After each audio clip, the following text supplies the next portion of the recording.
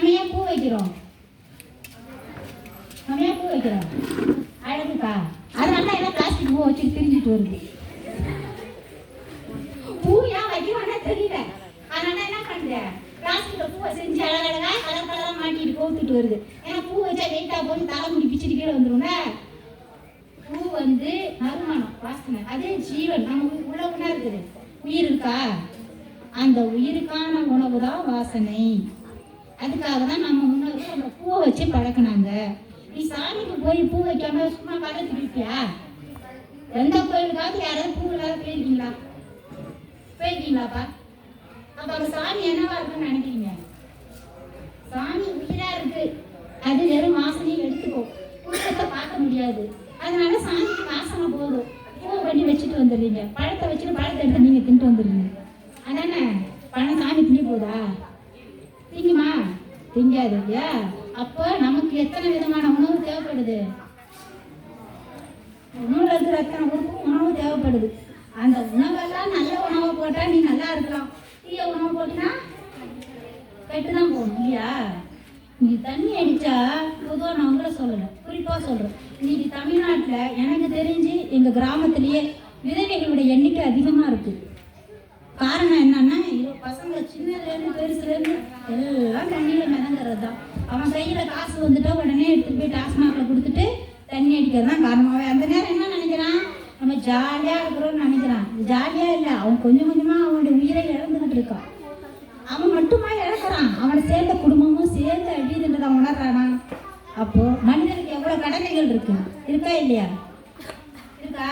அப்போ ஒரு சின்ன விஷயம் வந்தாலும் ஒரு பெரிய விஷயம் நடந்தாலும் இதெல்லாம் நான் தான் பண்ணேன், இதெல்லாம் நான் தான் செஞ்சேன், நானும் பெருமை அடிச்சுக்கிறோம்.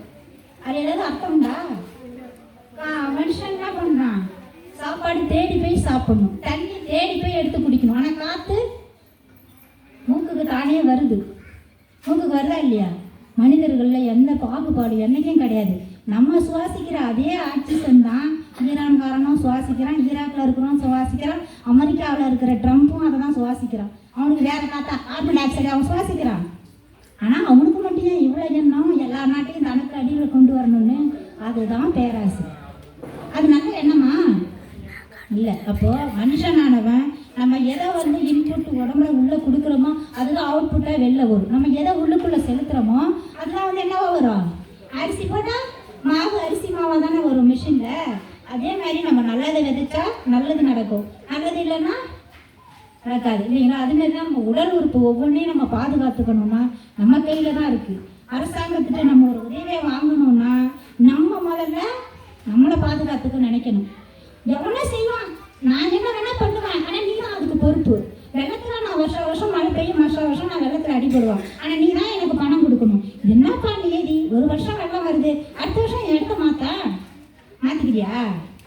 மாத்திக்க மாட்டான். ஏன்? நீ தான் செய்யணும்.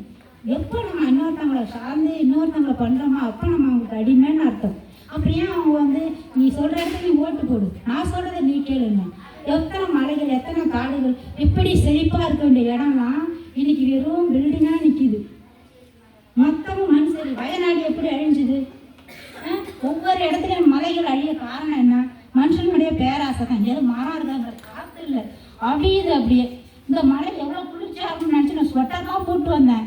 வேஸ்ட், எல்லா சொட்டும் தேவையில்லை எனக்கு, இப்போ வேர்த்து கொட்டுது, எனக்கு காலால வேர்வை ஓடுது, அப்படி நின்றுட்டு இருக்கேன். இதுக்கெல்லாம் என்ன காரணம்? மனுஷங்களோட அறியாம தான். மலையில இருக்கக்கூடிய உங்களுடைய பொருட்களாத தன்மை தான்.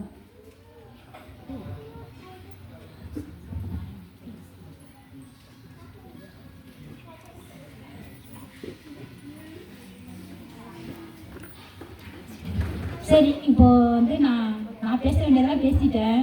அடுத்த செஷன் நீங்க பேச வேண்டியது, சரிங்களா? ஒவ்வொருத்தரா பேசுங்க. இதுக்கு இடையில உங்களுக்கு பிரேக், ஓகேவா?